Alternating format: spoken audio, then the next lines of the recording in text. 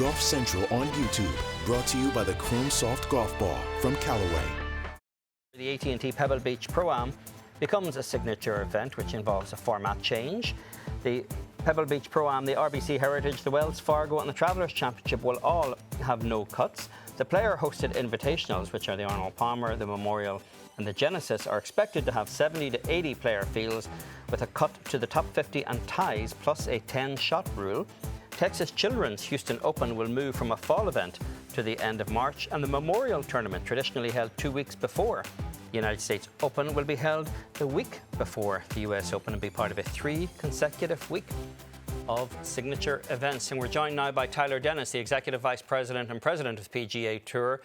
Tyler, we've heard a lot, even earlier this year, we heard a lot from Jay Monahan about this idea of a cadence to the schedule.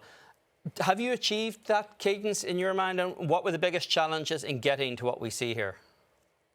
Yeah, well, hey guys, great to be with you. And this is an exciting moment because we have, this is really the culmination of several announcements and times I've been on previously with you to discuss it, an evolution of our schedule. And we think that we have found a really great model here, and we are very excited about what was announced today.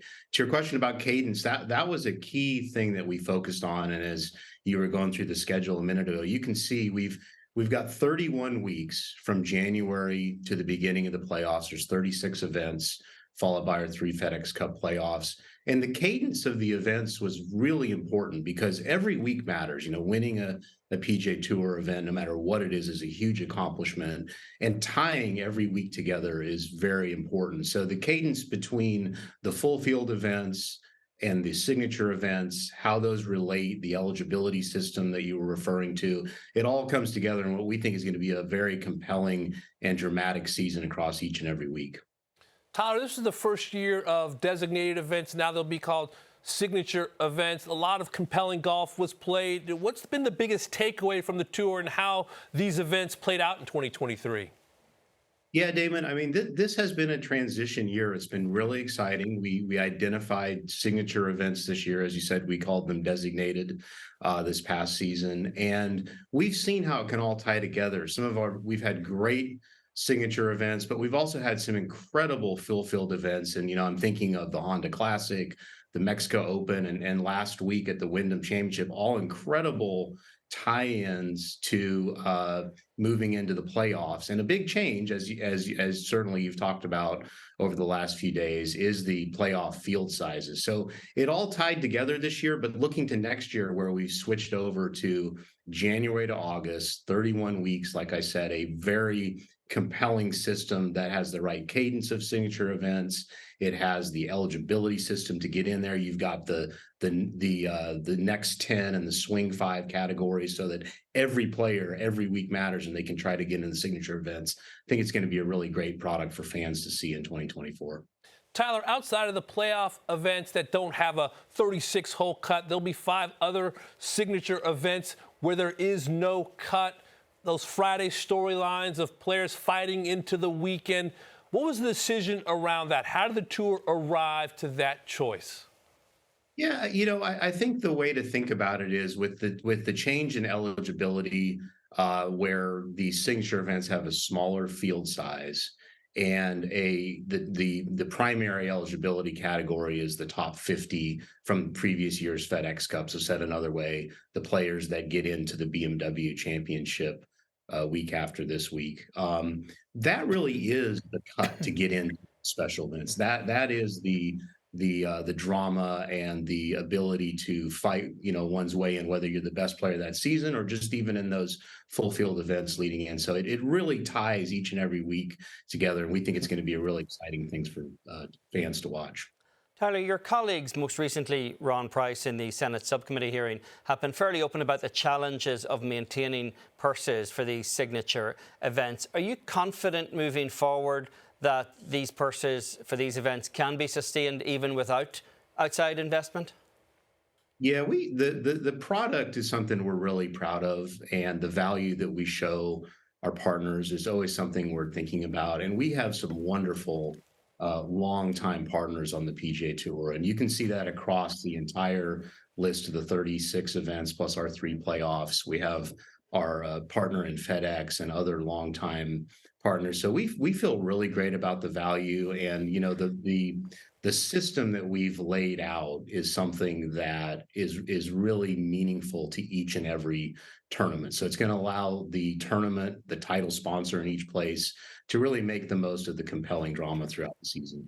I do notice a couple of areas in the schedule, events, for example, like in Palm Beach, that don't have at least a named sponsor. Where are you in that process? Well, yeah, the viewers will note that the longtime tournament in Palm Beach at PGA National is on the schedule. As we noted in the release, we're going to have some exciting news on that soon about sponsorship. I noticed there's a lot of information about the pathways into these signature events, Tyler, in terms of the top 10 in the fall series and the top 10 in the FedEx, and then the mini series between signature events. One of the main criticisms of the old WGCs was that there wasn't enough churn out of it at the end of each season, that being there kind of kept a lot of guys in the ecosystem. Are you confident that there will be a significant amount of churn among the top 50 who will be automatically eligible for these signature events?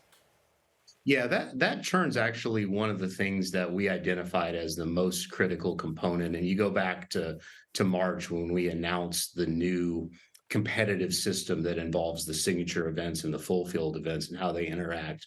We wanted to be certain that there was the churn for those players who are the hottest players, either of the season or of the moment. And that was really important as we worked with our player directors and player advisory council and others to think about. So as you know, the top 50 category from the previous season, that's the primary eligibility category. But then we have the next 10, what we're calling the swing 5, which is coming from the full field events immediately preceding. So that's going to be a significant piece of the overall field that we think is going to make sure that in each signature event, you've got the hottest and best players. And then the final category is everyone who's won a tournament beginning in January. So you're getting the best of all worlds there. Like I said at the beginning, winning matters on the PGA Tour, and we want to get the very best playing against each other in these signature events.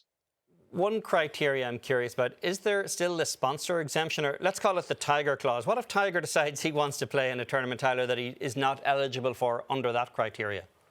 We did include 4 sponsor exemptions. They're restricted to PGA Tour members for each of the signature events. So if Tiger wants to play, he'll certainly be more than welcome. Yeah, no doubt about it. Tyler, one person I imagine happy today is Giles Kibbe, the president of the Astros Golf Foundation. He desperately wanted the Houston Open to get back into the spring. He is now 2 weeks before the Masters tournament. Why was that important for the PGA Tour as well?